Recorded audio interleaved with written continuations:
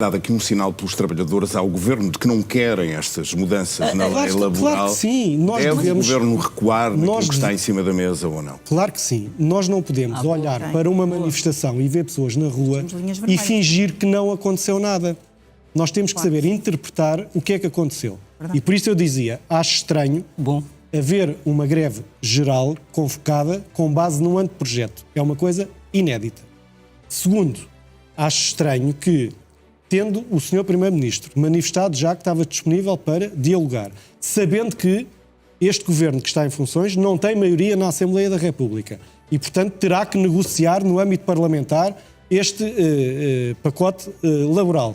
Terá que conversar com os sindicatos no âmbito da concertação social. Porquê? De se pegar... Os sindicatos para já têm dito, as centrais sindicais, que as negociações têm dado pouco fruto. Ao passarmos deste ponto para uma manifestação que acaba a dizer que tem que se pedir a demissão do Governo, isso é que eu acho que é passado do 8 para o 80, como o Pedro dizia no início desta entrevista. Há aqui um dado que está a ser ignorado, que é, nós temos dois partidos que, vários, na verdade, a Iniciativa Liberal também, mas temos dois partidos aqui representados que sinalizaram várias vezes de forma positiva em relação a este pacote laboral. E no caso do Chega, o Chega falou de linhas vermelhas, que era a questão da amamentação, e a questão da proteção dos menores e a questão das férias não pagas. Já estamos outra vez a falar só de todos os dois pontos. A questão é que este pacote laboral tem mais de 100 medidas e não encontramos lá uma que seja para benefício dos trabalhadores. E quando se fala em aumento de produtividade, eu li várias vezes, infelizmente tive o desgosto, eu li várias vezes e tive o desgosto de várias vezes. Deixa-me dizer, e o aumento da produtividade, este é o pior argumento que o Governo pode dar,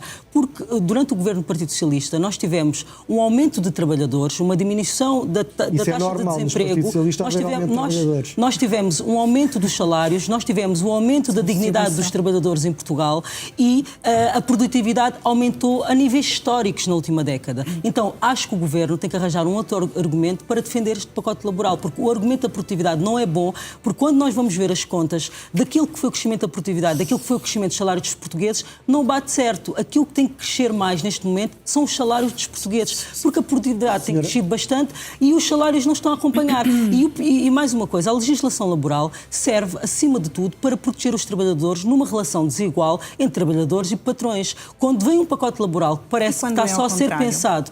Quando vem um pacote laboral que parece estar a ser só pensado nos patrões, nós temos que nos manifestar, nós temos que fazer uma greve geral. Ao contrário, nunca aconteceu. Eu não me lembro de, em Portugal, nos 50 anos de democracia, nós termos uma relação desigual entre trabalhadores e patrões, em que os patrões estivessem a ser prejudicados. Colaboradores numa empresa. Eu tenho empresa há mais de 10 anos e sei como é que conheço muito bem. Eu conheço muito bem a legislação Deixa-me só perguntar à Marta Silva, porque tratamento... assinalou que o Chega tinha dado sinais encorajadores até ao Governo sobre este projeto de revisão laboral. Hoje ouvimos o líder do seu partido a recuar, pelo menos nessa intenção de aprovar em conjunto com a AD existe este a correr projeto. Esse soundbite de que o nosso Presidente recuou. Eu, muito honestamente, antes de vir para aqui, fui confirmar com a liderança de bancada se em algum momento nós tínhamos sinalizado que iríamos aprovar este pacote assim sem mais nem menos, e isso nunca ocorreu, nunca o fizemos. Desde logo sinalizámos medidas com as quais teriam que ser retiradas do pacote para podermos iniciar uma discussão, não para podermos aprovar, e outras estamos disponíveis para trabalhá-las. Posso enunciar aqui, mas isso é público, a retirada dos dias de luto pela perda gestacional, a condicionar a amamentação, a inflexibilidade de horários para pais em que ambos fazem turnos, o outsourcing após o despedimento coletivo. Regras, portanto, propostas que já foram retiradas também até da negociação. Foram linhas vermelhas. E depois há outras que nós estamos disponíveis para afinar.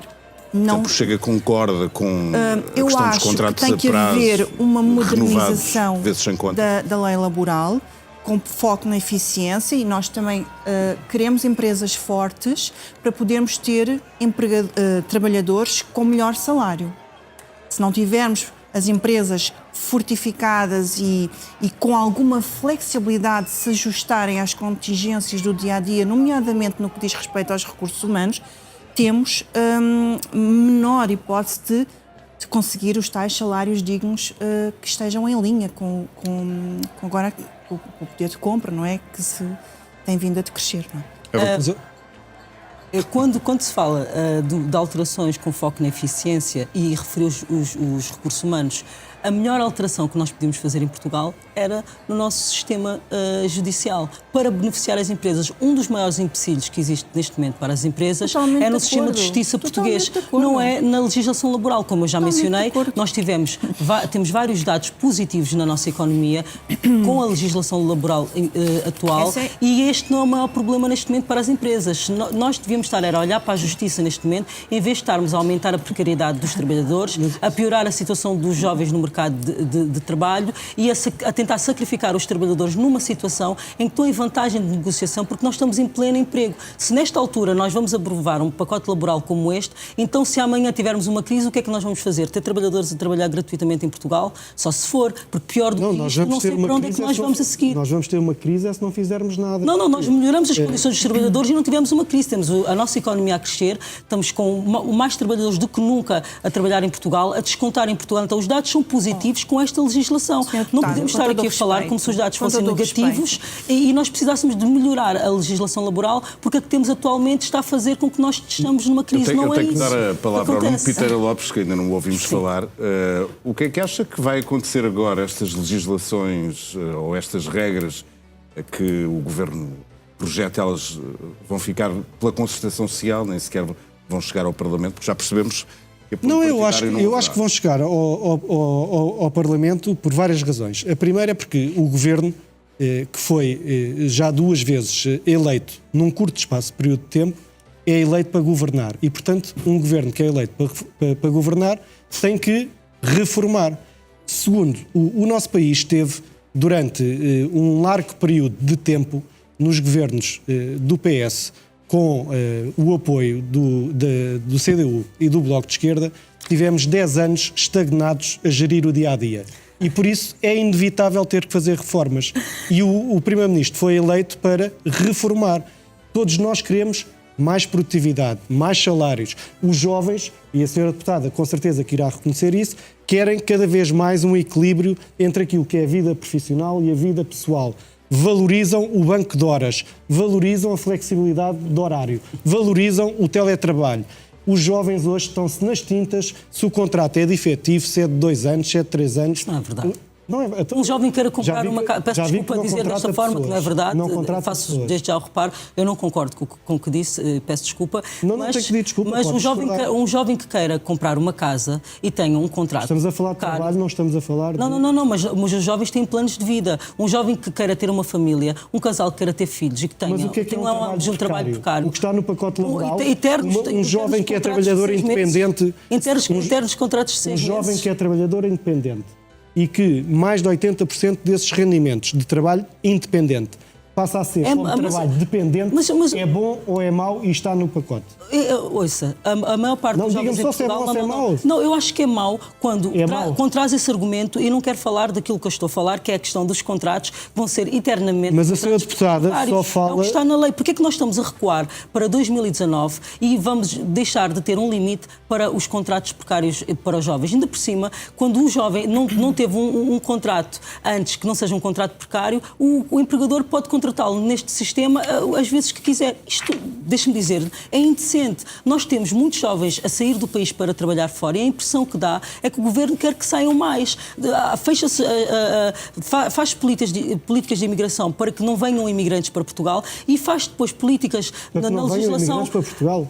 Então o Governo do Partido Socialista teve as portas abertas durante anos. Esses imigrantes que fazem com que o nosso PIB esteja a crescer. Desvaloriza. Mas não vamos falar de Deixa-me só lançar dos jovens portugueses. Os jovens é uma das minhas especialidades. Nós precisamos de mão de obra. Eu acho que é consensual nesta mesa que nós precisamos de mão de obra e esta legislação laboral tira os jovens para a precariedade numa altura em que há uma redução real da precariedade em Portugal. E por isso, qual é a justificação que dá em relação aos contratos, aos trabalhadores independentes para os trabalhadores que não são independentes, sai completamente daquilo que eu trago aqui. Qual é a medida que está no pacote que atira os jovens para a precariedade? A questão dos contratos a termo, por exemplo, é óbvio, é flagrante. Mas qual é a questão dos contratos a termo? Sempre existiram contratos a termo. Sim, mas agora querem recuar para aquilo que nós tínhamos em 2019, que não há uma limitação dos contratos a termo. E isto, para mim, é um retrocesso enorme que acredito que os trabalhadores não tinham que aceitar. Não, saímos de 3 para 2 anos. Sim. Muito bem. Então, e querem retroceder. Eu vou deixar a palavra de a senhora deputada que durante 10 anos de governo... Concorda? Não, diga-me. Cada vez, por favor. Posso falar agora? Claro. Eu acho que nenhum empregador despede de ânimo leve. Despede sobretudo por 2 grandes motivos. Ou por dificuldades de tesouraria, e nós sabemos que os empresários, o tecido empresarial do país é 90% constituído por pequenas e médias empresas, microempresas, empresas familiares. Portanto, qualquer erro de casting num colaborador pode ter um rombo muito grande no desempenho e na eficiência daquela empresa e pode significar, inclusivamente, ter que fechá-la. Portanto, eu acho que nenhum empregador do nosso país despede de ânimo leve. Ou despede porque está com problemas de tesouraria, ou então porque não há uma devida integração desse trabalhador na equipa. E em segundo lugar, deixar aqui uma mensagem, não é? Quem não deve, não teme.